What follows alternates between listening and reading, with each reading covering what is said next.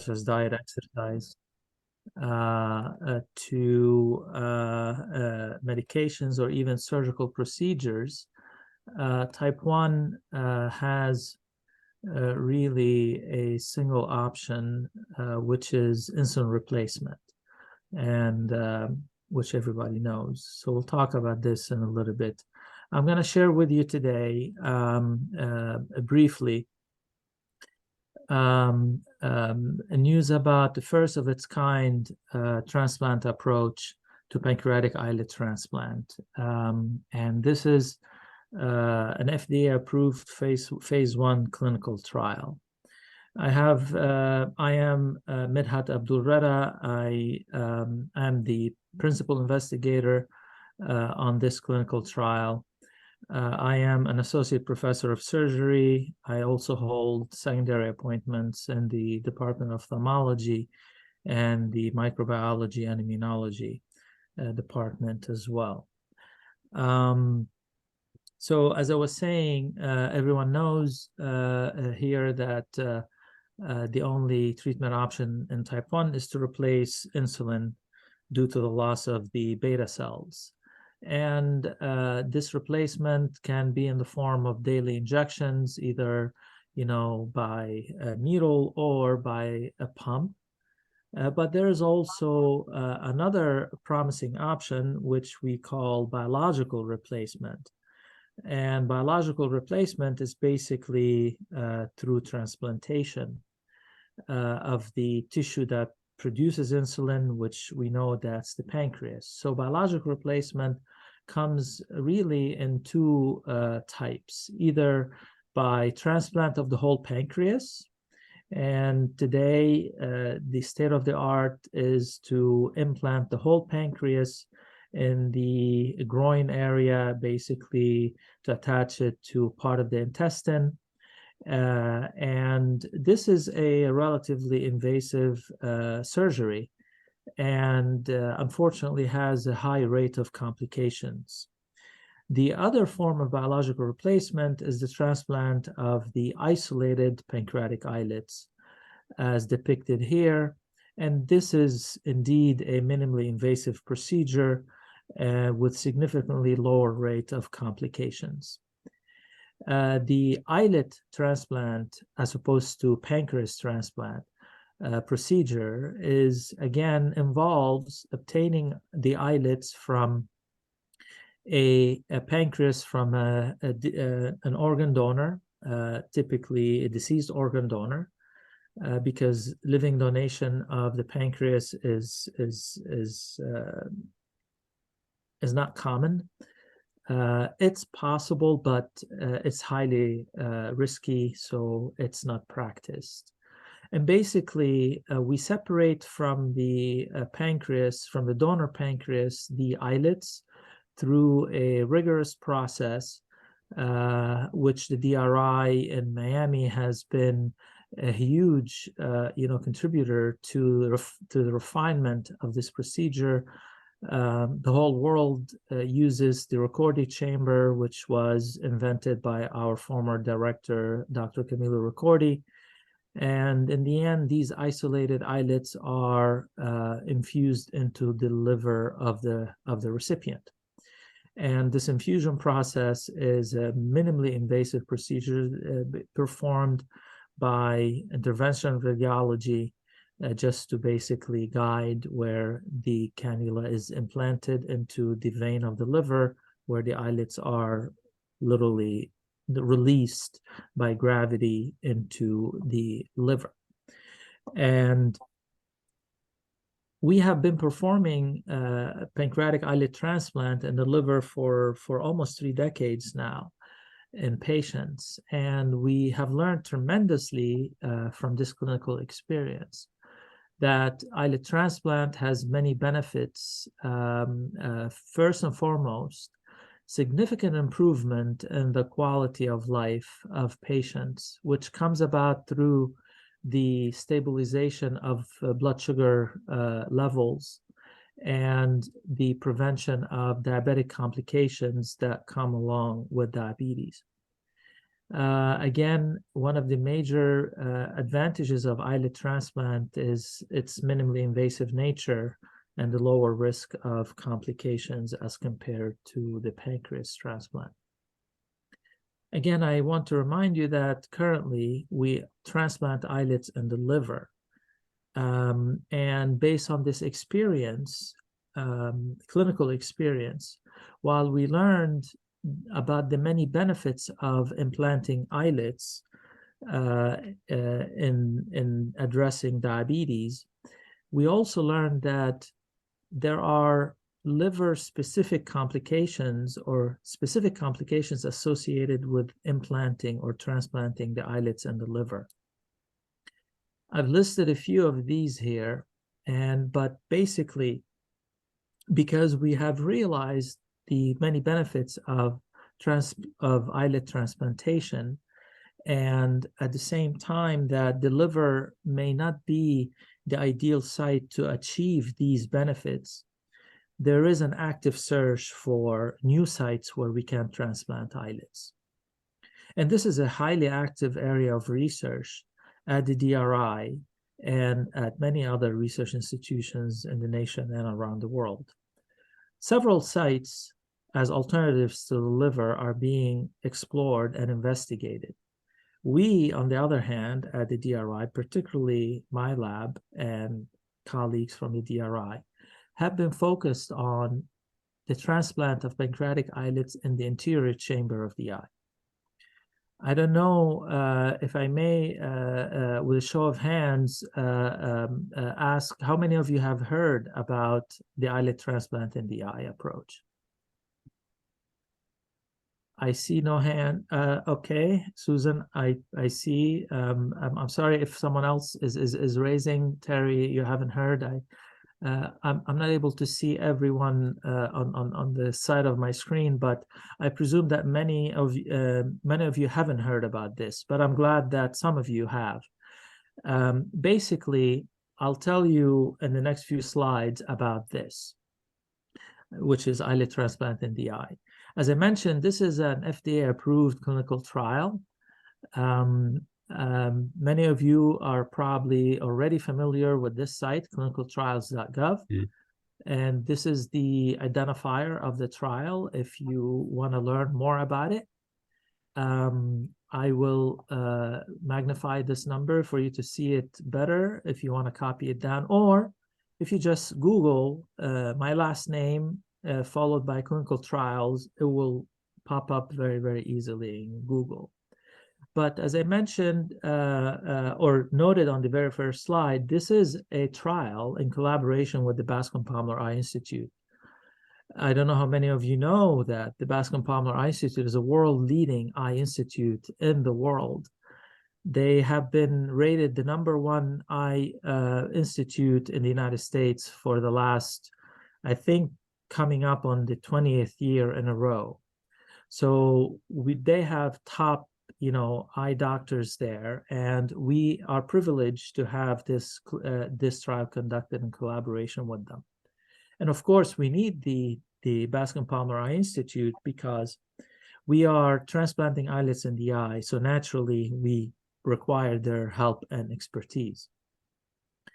With that being said, while you could learn more about the trial on clinicaltrials.gov, I will just tell you very briefly that anyone between the ages of 18 and 70 years who has type 1 diabetes and is legally blind, at least in one eye, could potentially qualify for the trial. Of course, there is a specific inclusion-exclusion criteria that I'm not gonna, go over now, but this information is available on clinicaltrials.gov. But basically, anyone that meets these basic criteria would potentially qualify. Of course, we'll be happy to screen anyone who might be interested that meets these initial criteria to evaluate their eligibility further. But to tell you a little bit more about how this is done, Again, we are implanting eyelets in the interior chamber of the eye. And here I'm showing a cartoon of the human eye, where you can see the different structures or sections of the eye.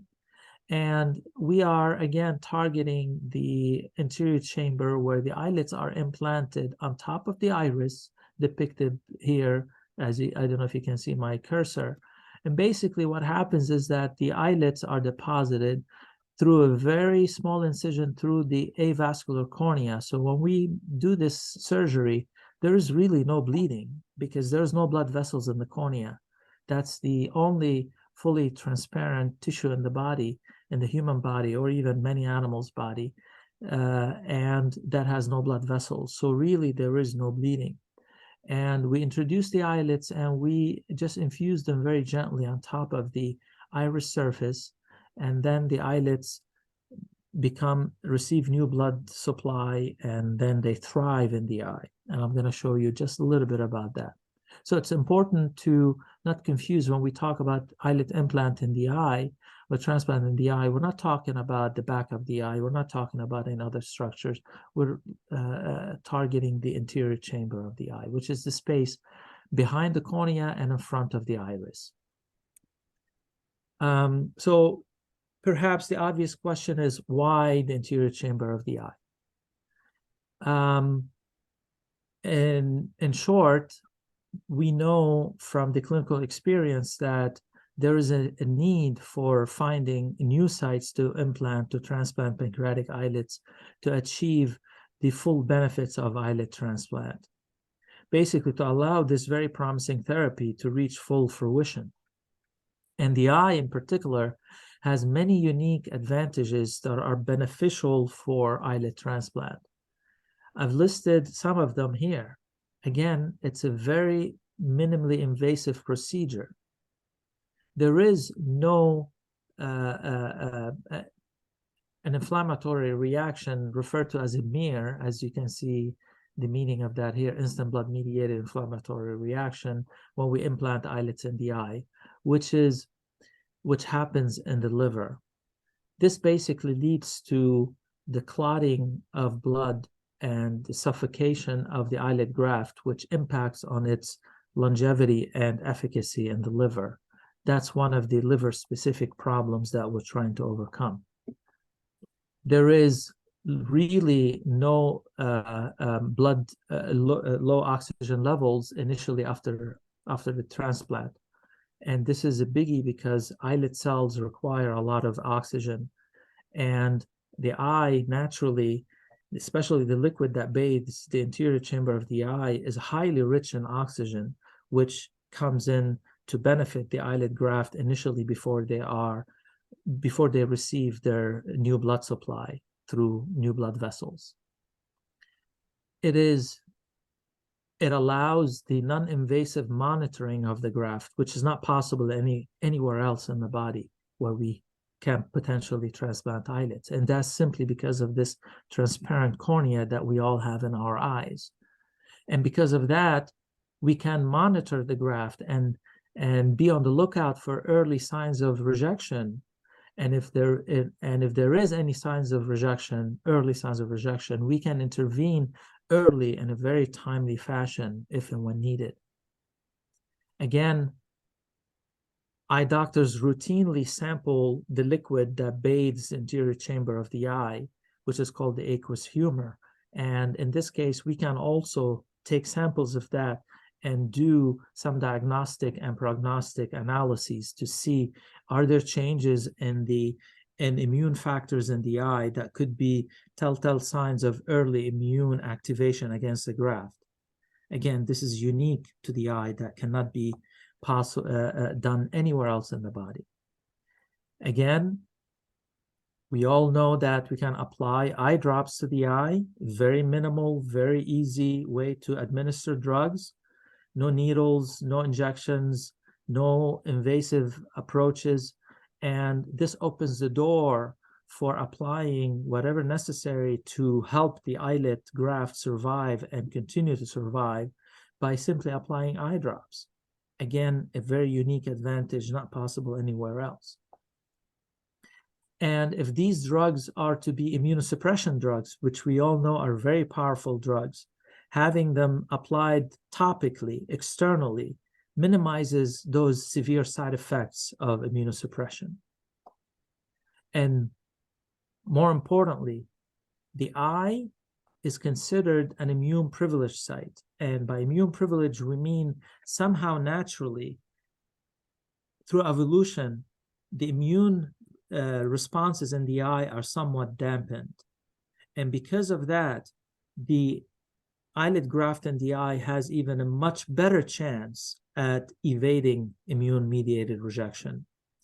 And that in itself reduces the need and requirement for anti-rejection therapy in the form of immune suppression, which, as we know already, are very powerful drugs with serious and potentially life-threatening complications or side effects. So hopefully these unique advantages of the eye as a transplant site will, show you why we are focused on the eye. And by the way, feel free to interrupt me to ask questions if you have any as I go through these few slides. We will have time for stopping and answering questions, and of course afterwards. So the next question is, okay, so it sounds like the eye is a very promising site to transplant eyelid, but is it safe? Well, that's a very valid question. And until we do it in humans, obviously, we cannot tell. But obviously, we didn't just jump into this just because it sounded good, because we have a lot of preclinical data to demonstrate to us that it is indeed safe. And we hope it will continue to prove to be so in humans. So one way that we have been looking, we have looked at the safety of eyelid transplant in the eye anterior chamber, or ACE, is by performing this procedure in monkeys. And one way to look at that is to measure the intraocular pressure, also known as IOP. And when we do this in 4 monkeys that we have transplanted so far, and we transplant the eyelids in the right eye only, which is also referred to as OD for right eye. OS is the left eye. So we transplant eyelids only in the right eye. And then we measure the IOP in both the right eye, where the eyelids are, and the left eye, which is left untouched. And of course, if there is any change in the IOP, the difference between the right and the left eye should be changed, meaning if the IOP in the right eye goes up as consequent to the transplant, the difference is going to be in the positive range, above 0. And typically, we all have almost equal IOP in both eyes, with minute changes, but in general, unless there is a serious problem with one eye and not in the other. But when we look at the difference between the right eye, where the eyelids are, and the left eye, we see that the difference really oscillates on the positive side and on the negative side, indicating no real change in the IOP. Again, if there was an impact on the IOP, most of these dots should fall above 0, above this dotted line, which they don't. We also measured visual acuity, and long story, the eyes of these animals are seeing 20/20, despite the fact of having eyelids in one of them. So based on these data, we know that it is safe, and we hope again that this will continue to be the case in the human trial. The next question is, okay, it's promising, it's safe, but does it work? Well, again, the same logic. We don't know if it's going to work in humans or not until we've done it in the clinical trials. But the preclinical data, again, in the monkey, and we have done extensive studies in mice that I'm not bothering you with. I'm focusing on the monkey, which are a very close relative to us. And when we look at the blood sugar control in this diabetic monkey here, And this is a type 1-like monkey that requires insulin because we made it that way. And this animal is taking insulin daily.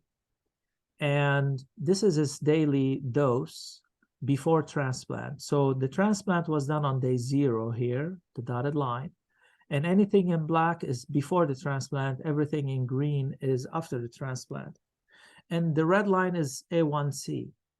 As you can see, when the animal was made diabetic more than a year prior to the transplant, its blood sugar was completely chaotic and out of control.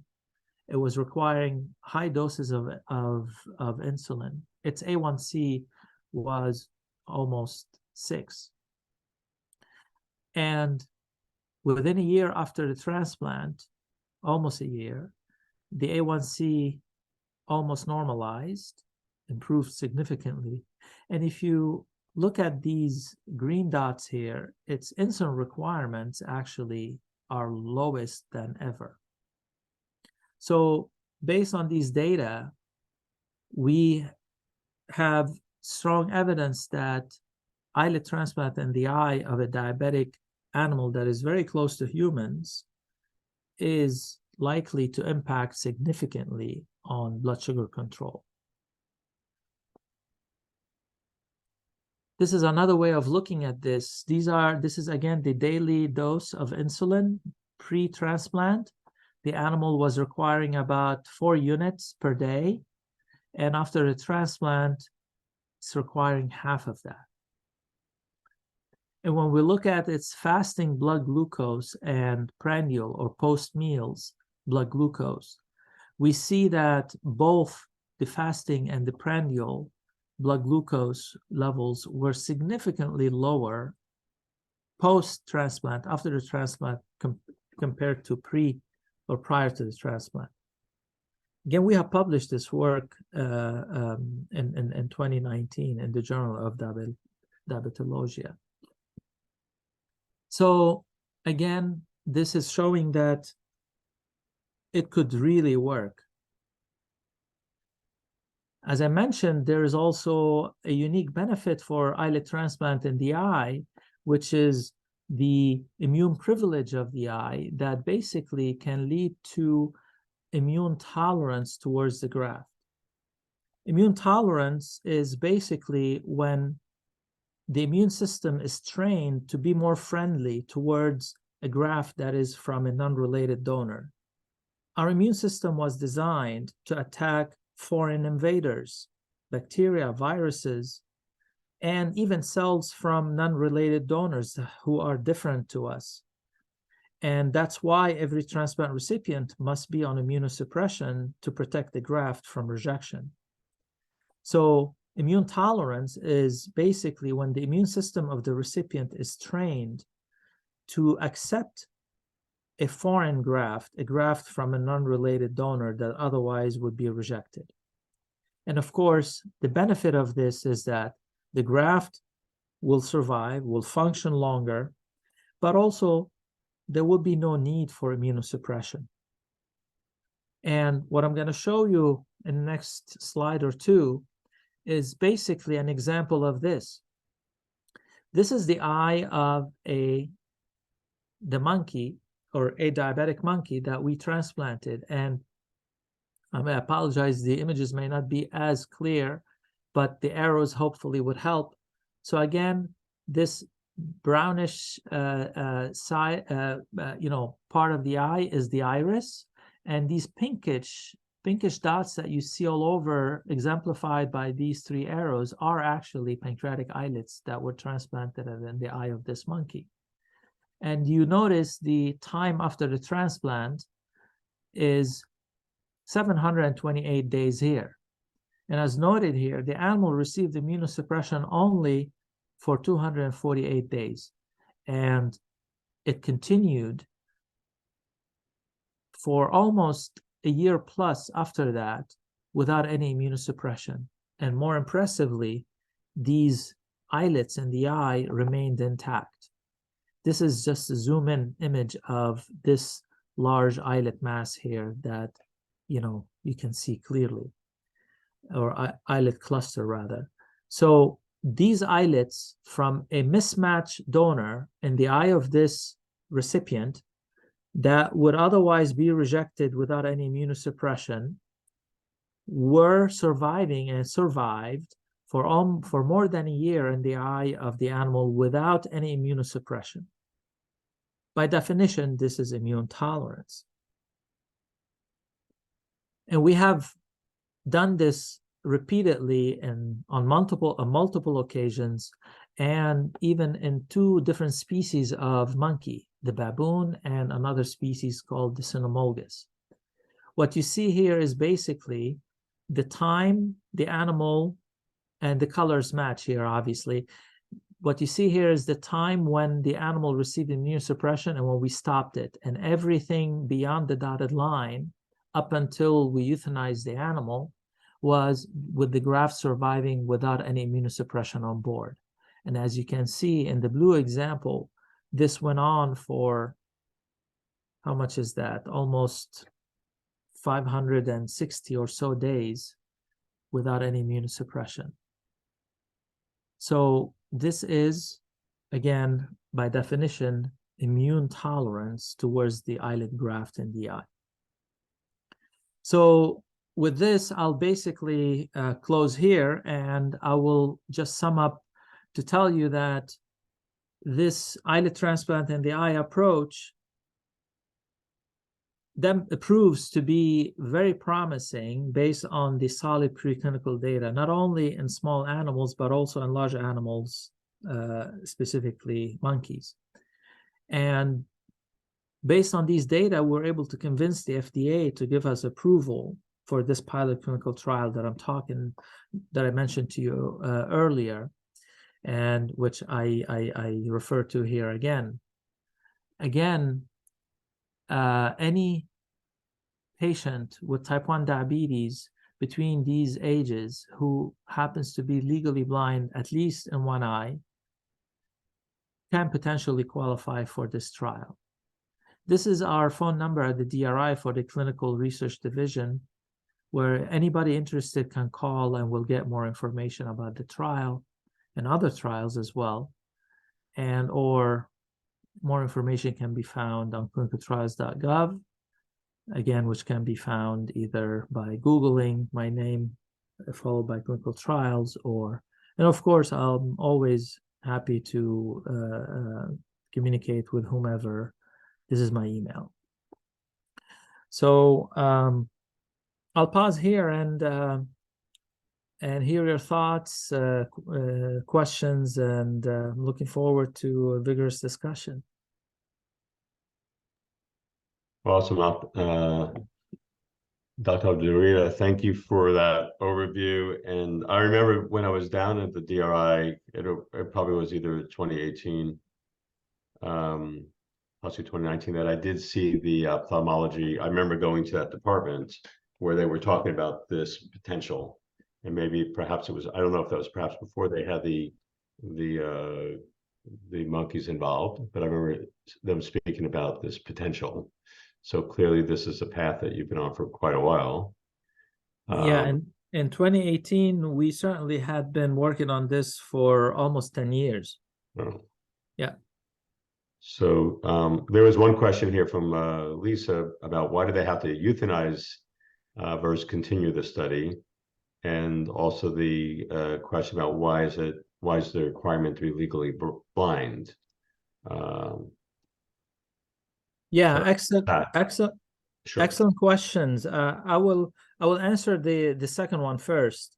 Obviously, as this is a first of its kind clinical trial, it's never been done in humans, and we certainly opted for the conservative route here, simply to mitigate any potential concern with impacting on vision. And at the time when we approached the FDA, the preclinical data was not as mature as it is today with respect to this particular aspect.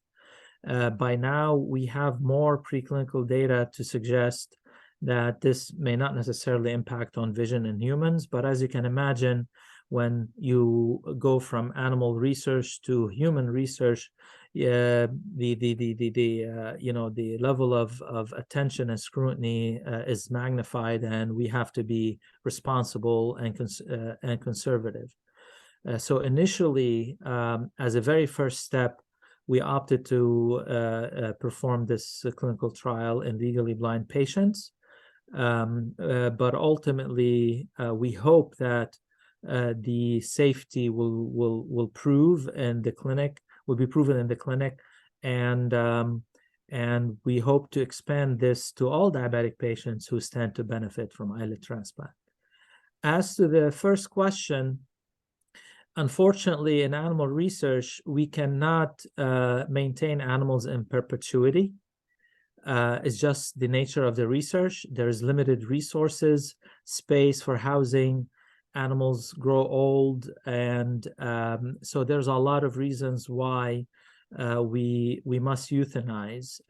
In fact, we are very cognizant of the fact that performing research in animals is a privilege, not a right. And one of the requirements of the USDA and the other governing bodies and rules and regulations on animal research is to do exactly that, is to not maintain animals in perpetuity. Many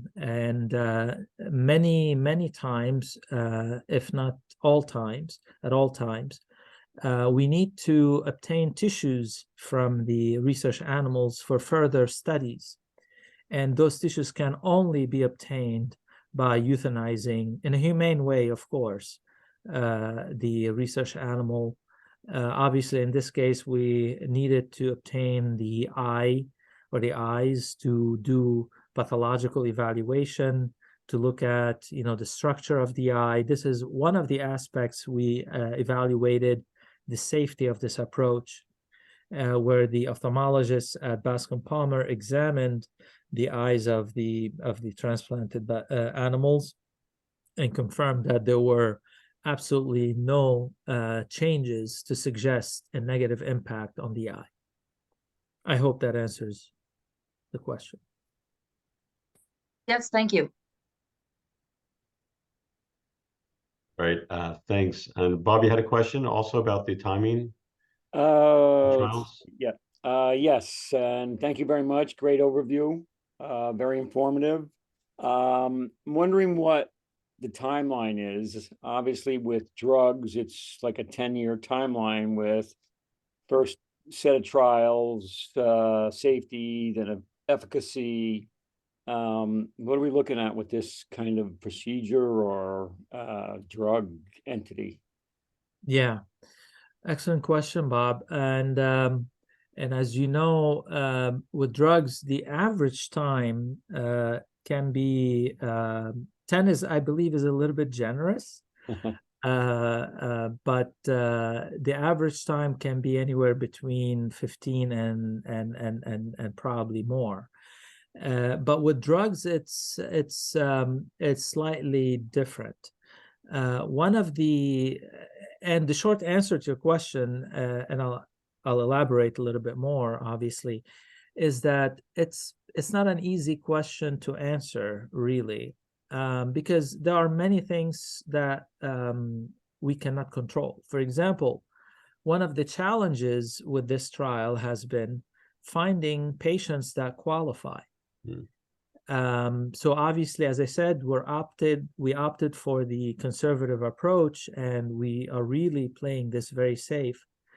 But it's proving that the requirement of legal blindness is making the search for these patients very, very, very difficult. So we hope that we will be able to recruit. The FDA gave us approval to perform this trial in 10 patients. And we hope to be able to recruit that number. But I cannot tell really how long it will be before we achieve that, given the difficulty in finding these patients. Right. Um, And just kind of a follow-up to that, thank you though, but you know, and I don't know if this is kosher or whatever, but do we send out any kind of request for patients to, let's say, retina specialists for clinical Ye- trial like this? Are we allowed to do that, or? yes, we are allowed to, under auspices of the IRB, which has to review the material and this and that. And that kind of, so that falls under category of recruitment strategy and efforts, Mhm. which is a highly controlled and regulated process. Yeah. Again, nothing without approval from the IRB, the Institutional Review Board for Clinical Human Subject Research, can be done without that prior approval. But more importantly, such an effort is unfortunately very costly. And we have really brought this to the clinical phase with the generous support that we have received, from the DRIF and a few other foundations, such as the there's another foundation. I'm sorry, the name escapes me now. The Diabetes Wellness Foundation, and of course, these are small donations that helped along the way. But yeah, so that's a very good suggestion. We are looking into securing some funds to help us with that effort. Obviously, we have no problem preparing necessary documents for the IRB review and approval. But to be honest, it has been primarily the economical cost of such advertising or recruitment efforts. Hopefully, with your help and Peter and all of you who help us at the DRI with fundraising, you will keep this in mind and help us so we can reach out to these eye doctors, not only retina specialists, even any eye doctors or family practitioners or even diabetologists, endocrinologists who see diabetic patients and treat diabetic patients, to make them aware of this work, and if there is any chance any of their patients can be interested, there may be can benefit. I might be able to assist. The industry that I work in is eye care and healthcare. So my customers are vision specialists, eye doctors, ophthalmologists, retina specialists, and industry, all that. So maybe we'll talk offline and see how I might be able to help spread the word just through PR. What you're doing. I did have I'm sorry. I did have a question.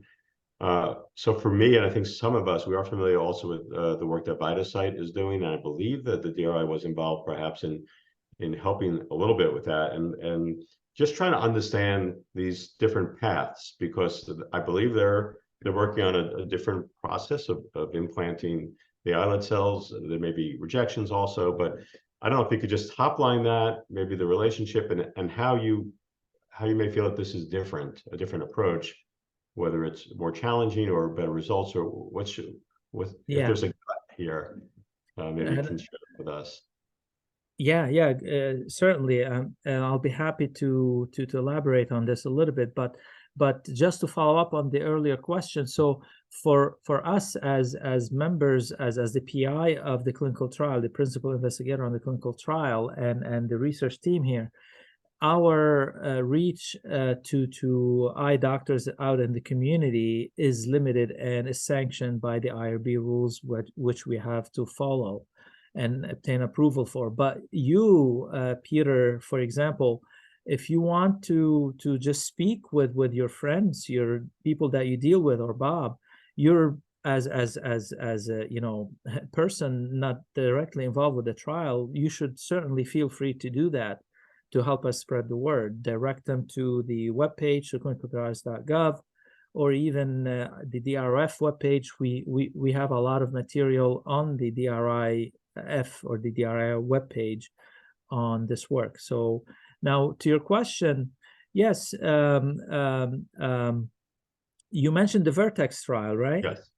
Yeah, the Vertex trials are slightly different in the sense that they are looking at stem cell derived insulin producing cells, right? Stem cell derived insulin producing cells in the context of transplant. So while they're using transplant, they are not obviously using primary islets derived from organ donors. And so that's a major difference. The second difference is that because they are using stem cell derived islets, those cells are notoriously known not to be as efficient at producing insulin as a normal natural islet, right? And because of that, there is the requirement for a very large number of those cells, which requires them to put them in places where they can accommodate these very large volumes or a graft size. And that's why they're using devices that are implanted subcutaneously. The idea of a device is basically to provide some sort of immune isolating space where the stem cell derived cells can be housed, so they can basically. So it's a completely different arrangement. It falls basically under the transplant area, but it's a complete different approach. Now, with that being said, we are certainly looking at the future possibility of implanting in the eye tissues, insulin-producing cells or tissues or islets that are derived from stem cells. As you know, Doug Melton and have reached a point where they're producing from stem cells whole islets, not only beta cell-like cells, right? Not insulin-producing cells, also glucagon-producing cells and possibly other hormones that are produced by other islet cells. So we know that the presence of these cells together promotes the function of all. There is crosstalk, cross-communication among these various endocrine cells that promote their functions and make them much more efficient at what they do, if it's producing insulin or glucagon to avoid hypoglycemia and so on.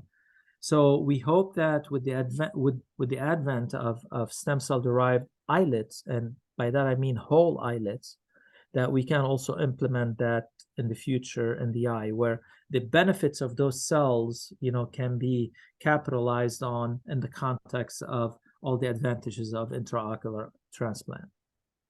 But can I assume that it's certainly it sounds like it might be a safer procedure and a less expensive procedure, or the ability to transplant, I imagine, by injection into the eye as opposed to surgically implanting a cartridge with the same islet cells? Yes, certainly the procedure into the eye is minimally invasive, and a lot of the things that have really plagued those subcutaneously implanted devices do not exist in the eye. One of the biggest issues that those devices suffer from is the lack of oxygen, and because they're good at what they do, which is to prevent the immune system from reaching the cells and rejecting them and killing them.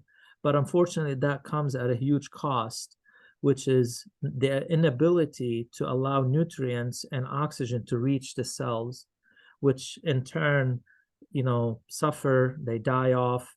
So it's sort of a balance, a very delicate dance balance in those devices, which, as you may know, is not a new idea at all. People have implanted devices starting with ViaCyte for more than 15 years now. And unfortunately, the ViaCyte trials, were dismal. And and I mean, there's pros and cons, and the balance of the pros and cons when it comes to intraocular eyelid transplant, in my opinion, is certainly in favor of benefits. Thank you. And Terry had a question about the need to is it expected that the transplanted cells would still require patients to take some insulin, or is the feeling that eventually these transplanted islet cells can do the job of the pancreas? Yeah. So what we know from the animal studies is that in mice, for example, diabetic mice that require insulin, after we transplant islets in their eye, they no longer need insulin. So there is full insulin independence after intraocular islet transplant.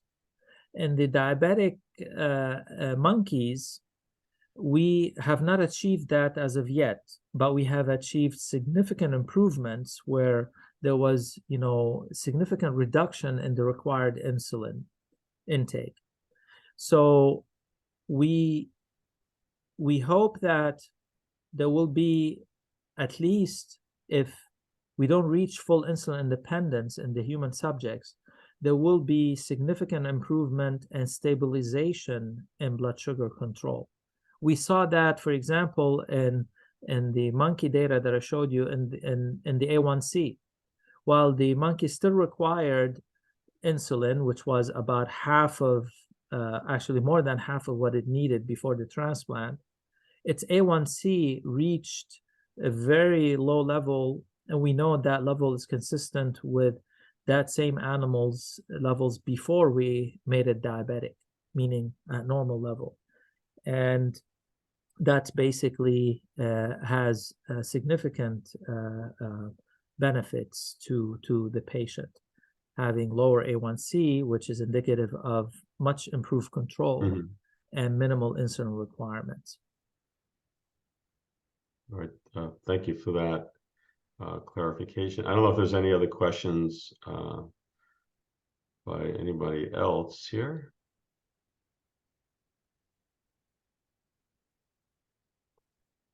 So perhaps also, this is not the only research, I believe this is not the only research that's being conducted by the DRI. Is this a focus of the organization today in terms of this may be the best hope that you believe at this point? Or No, I cannot say this is the focus of the DRI. The DRI remains an institute that is open to discovering and developing a cure or a very effective treatment for type 1 in the most effective and efficient way. So, and that's what makes us really unique at the DRI. We are a collection of scientists from various disciplines and specialities. We have bioengineers, we have immunologists, we have endocrinologists, we have pharmacologists, and the list goes on. Our faculty is composed of professors from many different departments, and we are approaching the problem of diabetes from various angles, and that what really makes us unique. This multi-pronged approach, where everybody is basically applying their strengths towards the same common goal, which is finding an effective treatment or cure for type 1, is what makes us really unique. So the DRI has certainly been a very great place to be in, because it has allowed us to explore these various options and develop them from the preclinical space to the clinical stage. And our case is certainly a very good example of that. Quick question, if this is an okay time. Sure. I'm curious, this is the first time I've heard of a strategy to do an implant that doesn't require anti-rejection drugs, and it seems really radical and a huge improvement. Is this like kind of a brand new approach? So this is not a brand new approach, but this is really something that is very exciting to us to be able to achieve on the preclinical setting, and hopefully be able to translate in the clinical case. Because you're absolutely right. Being able to sustain a graft that is functioning and surviving for a long time without the need for anti-rejection therapy is a radical thing. In fact, this, which is also referred to as the induction of immune tolerance or transplant tolerance, is considered the holy grail in any transplant therapy. And as the term implies, the holy grail, it is not easy to achieve. So we're very excited about the possibility of achieving this in a potential clinical application towards the treatment of diabetes. And this is only, possible due to this site, the anterior chamber of the eye, which is endowed with this immune privilege that I described in brief earlier. And we are learning how to harness this natural property of the eye to achieve transplant tolerance where immunosuppression is no longer needed on the long term. Can I just chime in here for a Sure. second? Thank you, Susan. Great question. I've been living with this for 50 years, following it for 50 years, been very involved over the last 10, 12, 13. And, I mentioned before, we're in the age of, we were moving away from technology kind of issues within diabetes and moving to biologicals, which is key. I think I heard 3 people speak and now a 4th speak today. Very great. But if you want to go onto the website and look at Norma Kenyon's work, Alice Tomei, Tomei, and who's the third one I'm missing? Allison Bayer. They're all doing different aspects of this type of work, cell therapies. And to me, we and Peter and all the others that did this fundraising yesterday, we're raising money for the DRIF. So the DRIF is the foundation that raises money to give these people the money they need for research, the scientists and everybody in that building. So we are trying to raise a lot more awareness about cell therapy, as well as the DRI and a biological cure. So those are kind of the things, in my opinion, that the future is going to bring. And if we get more people to know what they're doing down there and to support them with these types of studies, that takes a lot of money. So we are trying to fund that. I've been with some organizations that are big organizations that raise a lot of money, but do we really know where that money is going? I'm not saying anything bad about any of the other organizations, but in my opinion, this is where the cure is going to come from. And we need to support them. And they are and have done a lot of work. I know the scaffold story. I don't want to get into that now, but, a lot has been going on in a very, very good way. Yeah, thank you for that, Bob. And that's absolutely the case. And I tried to say that, but you did a much better job than me. So this multi-pronged approach that I tried to convey is exactly what Bob described, that we are working all towards a common goal, which is this biological cure. And my contribution comes in, through intraocular eyelid transplant, of course, among other things, but my colleagues, Alice, Allison, as well as Norma, with whom I collaborate very, very closely, are also approaching this from various angles, again, always focused on the same target, a biological cure.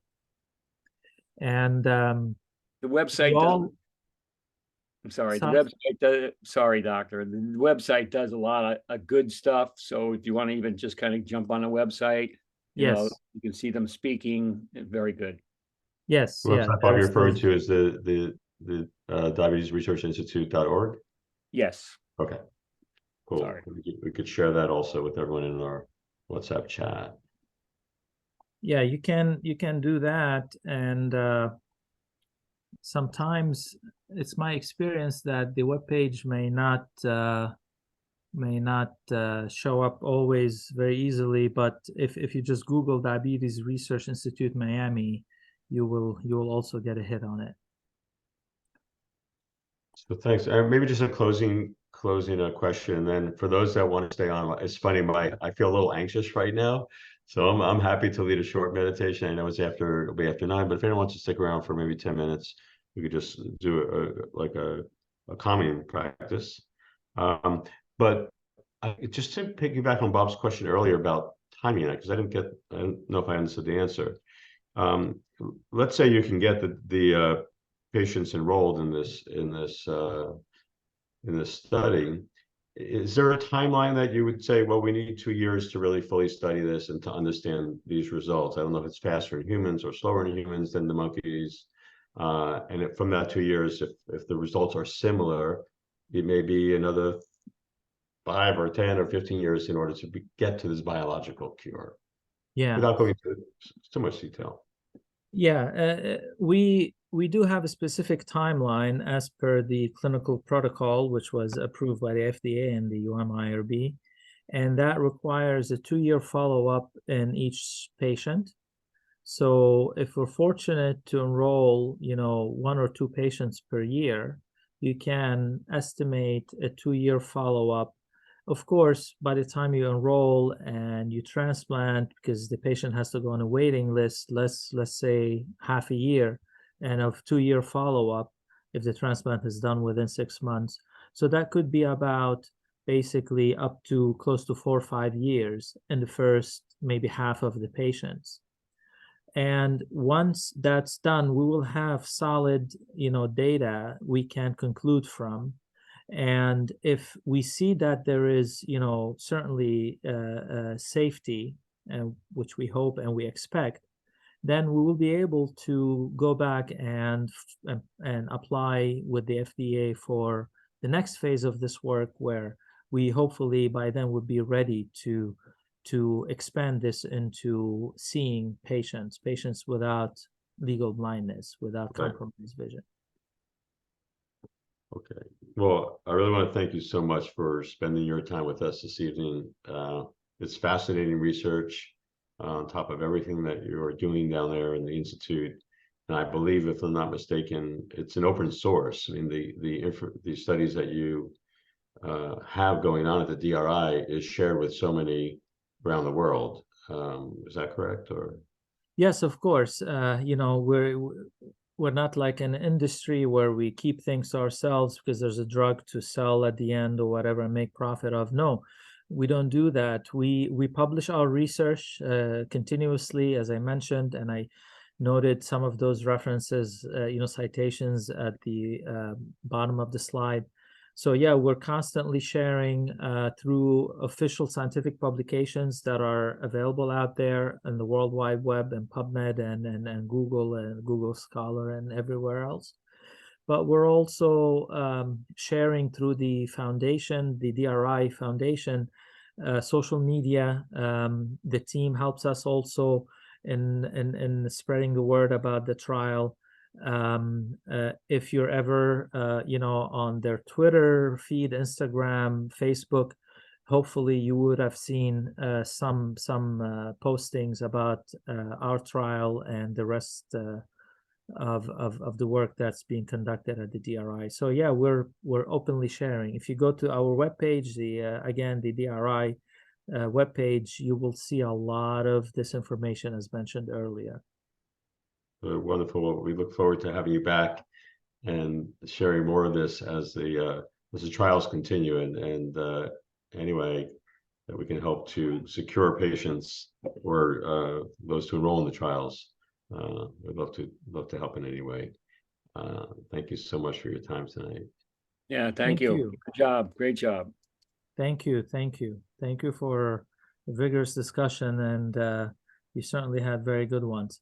I'll just leave you with one final thought. If as I mentioned, if you have your contacts, people in the ophthalmology field, or feel free to share the the news with them about our trial and to direct them to whatever webpage you see appropriate. The work is out there, and any help with spreading the word on this would certainly be appreciated. I hope to get 10 enrolled in the next year. We don't need to wait 3 or 4 years if you can handle that input, but yeah, of course, happy to help. Thank you. Thank you so much. Okay, have a great rest of evening. And you're welcome to stay on for the practice if you'd like to stay on for meditation, but if not, thank you for your time tonight. Okay, Yeah, thank you very much. Thank you. Thank you. Great job. thank you.